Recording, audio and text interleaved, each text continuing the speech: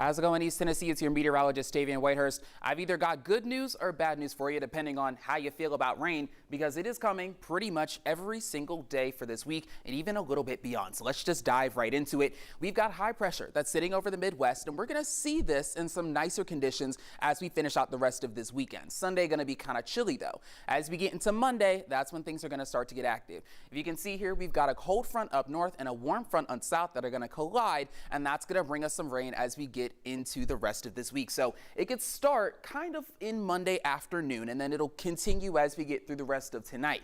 As we go into Tuesday, this front is going to turn into a stationary front, which just means you've got warm air on one side and cold air on this other side just mixing. And when you've got well mixed air plus some rotation, you see the low pressure right here. That's just sending more of that rain our way just in waves as we get through the rest of this week. There will be a couple moments where things will slow down, but you're pretty much going to need a rain jacket or an umbrella for the entirety of the week. That front's going to start moving again on Thursday. That's when we'll see things get a little bit lighter. This next bout of storms is going to stay a little bit to our north as we get into Thursday, so not as much rain on this day, but we still have about one more round of showers as we get into Friday before things clear out getting into Friday night and even Saturday. But of course, nothing lasts forever. Even as we get towards Saturday night going into Sunday, next round of rain coming through into next week. But focusing on this week right now, these next 7 days, we could definitely use the rain. For the first time in a while, we're finally in the bubble of people that are kind of getting those highest totals out of the storm.